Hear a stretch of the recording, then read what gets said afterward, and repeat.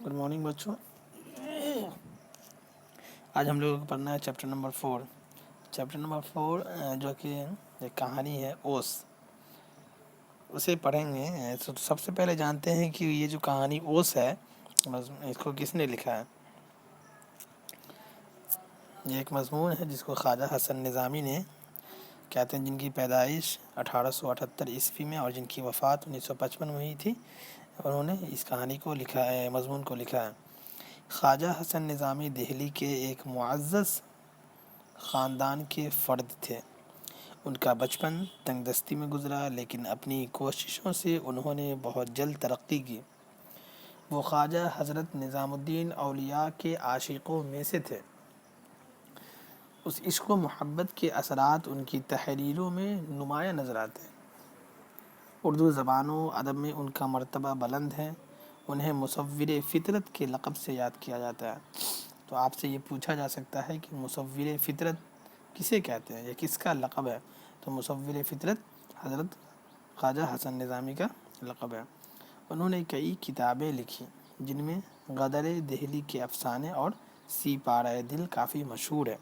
ان کے مضامین کی خصوصیت یہ ہے کہ ان میں سے اکثر نہایت ہی معمولی چیزوں پر لکھے گئے ہیں، لیکن خواجہ صاحب نے بات میں سے بات پیدا کر کے چھوٹی چھوٹی چیزوں سے جو مطالب نکالے ہیں وہ بڑے سبق آموز ہیں.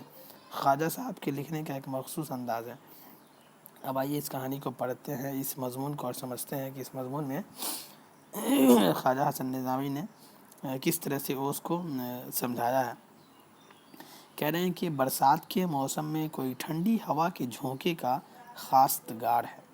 کسی کو اودی اودی کالی کالی گھٹائیں پسند ہیں. کسی کا دل بادلوں کی کرک اور بجلی کی چمک سے مست ہو جاتا ہے.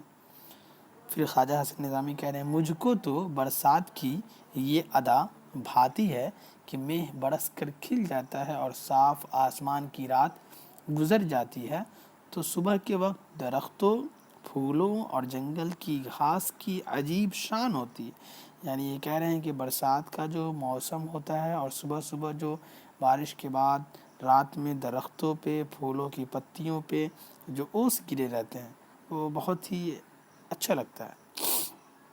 اوس کے قطرے پھولوں کی پتیوں پر ایسے چپ چاپ نظر آتے ہیں جیسے رات کو آسمان کے تارے تھے.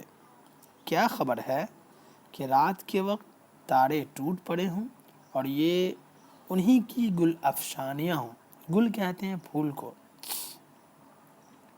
کہتے ہیں کہ اوس میں سونا، اوس میں پھرنا، جس میں انسانی کے لیے مضر ہے. مضر کہتے ہیں کس چیز کو؟ خطرہ کو، ہے نا، پریشانی کو، نقصان کو.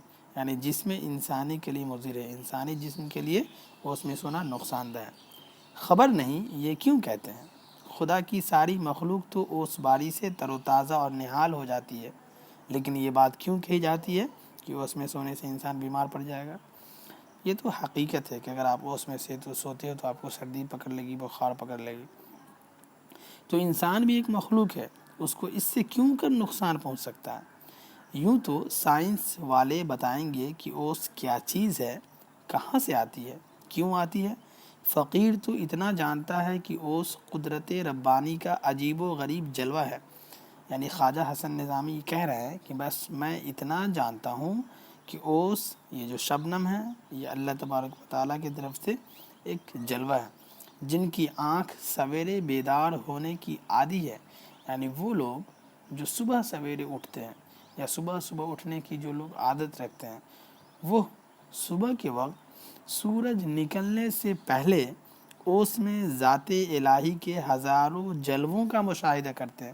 ظاہر سی بات ہے، آپ جب سوئے رہتے ہو صبح صبح، جب اوس درختوں پر پڑے رہتے ہیں دھوپ ہونے سے پہلے، تو طرح طرح کی جو نعمتیں اللہ تبارک و تعالیٰ کی اور مشاہدہ کر سکتے ہو اس کا. ایک شخص کو دیکھا کہ باغ میں جوہی کے پھولوں کے پاس جھکا ہوا کچھ دیکھ رہا تھا اور ایسا مستغرق تھا کہ دنیا و ما فیہا کی خبر نہیں. یعنی وہ اس میں اتنا مشغول تھا اس چیز کو دیکھنے میں، ایسا لگ رہا کہ دنیا اور اس کے اندر جو چیز رہنے والی ہے، دنیا کی جو خوبصورتی، اس سارے چیز کو وہ بھلا دیا. در حقیقت جوہی کے پھول پر اوس کا انداز قیامت کا ہوتا ہے۔ چھوٹا پھول، نازک پتیاں اور اس پر اوس کی ننھی ننھی بوندیں حس و حرکت کرنے والے دل کے لیے محشر سے کم نہیں۔ اوس کی عمر بہت تھوڑی ہے، رات کو پیدا ہوتی ہے اور سورج نکلنے وقت مر جاتی ہے۔ اوس کی سیرابی باران رحمت کی طرح ہر خاص و عام، چھوٹے بڑے، اونچے نیچے کے لیے یکساں مفید ہے، یعنی ایک جیسا فائدہ مند ہے۔ مگر مہ سورج کا مقابلہ کرتا ہے، بادلوں کی لشکر لاتا ہے تو آفتاب کو پوشیدہ ہونا پڑتا ہے۔ ظاہر سی بات ہے، جب برسات کا موسم ہوتا ہے، بادل جب آتے ہیں تو آفتاب جو ہوتا ہے وہ چھپ جاتا ہے۔ دیکھیں گے آپ، سورج چھپ جائیں گے، چاند جو ہے چھپ جائیں گے۔ آفتاب کہتے ہیں چاند کو، آفتاب کہتے ہیں سورج کو، وہ جو ہے چھپ جائے گا۔ قمر کہتے ہیں چاند کو۔ تو آفتاب کو پوشیدہ ہونا پڑتا ہے۔ مگر اس بیچاری بڑی ڈرپوک صلح کل ہے۔ آسمان پر جب سورج کا عمل دخل نہیں رہتا اور بادل بھی اپنے گھروں سے چلے جاتے ہیں، اس وقت یہ نمودار ہوتی ہے اور سورج کے نکلنے ساتھ ہی جان دے دیتی ہے۔ انسان اگر یہ شکایت کرے تو حقی بجانب ہے کہ وہ اس تمام در و دیوار کو، شجر و حجر کو تر کر دیتی ہے۔ تر کہتے ہیں یعنی بھگا دیتی ہے۔ شجر مطلب درخت، شجر کی جمع اشجار، حجر کہتے ہیں پتھر کو، حجر کی جمع احجار۔ مگر کسی پیاسی زبان کی تشنگی دور نہیں کر سکتی، یعنی پیاس اس کو مٹا نہیں سکتی، اس کے پیاس کو۔ اردو زبان میں ایک مثل ہے کہ اوس جب پڑتی ہے تو ہاتھی بھیگ جاتی ہے۔ گویا ہاتھی اوس میں نہا لیتا ہے مگر چڑیا کی پیاس نہیں بجھتی، اس لیے کہتے ہیں ٹھیک ہے اوس تو اوس ہے، سب کو بھگاتی ہے، لیکن وہ کسی کے پیاس کو نہیں بجھا سکتی۔ آپ دیکھ سکتے ہو مثال میں کہ ہاتھی بھیگ جاتی ہے لیکن چڑیا کی پیاس نہیں بجھتی۔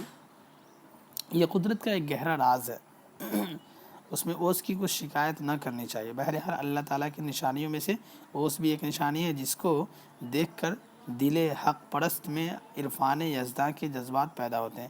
یہ جو مضمون ہے اس کو کس نے لکھا ہے؟ خواجہ حسن نظامی نے۔ اب آپ کچھ الفاظ اور معنی اس کو دیکھ لیں۔ اوس سے باری، اوس سے باری کا مطلب ہوتا ہے اوس برسنا، خواستگار یعنی طلبگار، چاہنے والا، اودی یعنی ہلکا بیگنی رنگ، اور مہ کہتے ہیں بارش کو۔ اس طرح سے آپ کا یہ لیسن آج مکمل ہوتا ہے۔ کل اس کا جو کوشچن آنسر ہوگا وہ میں انشاءاللہ بتاؤں گا۔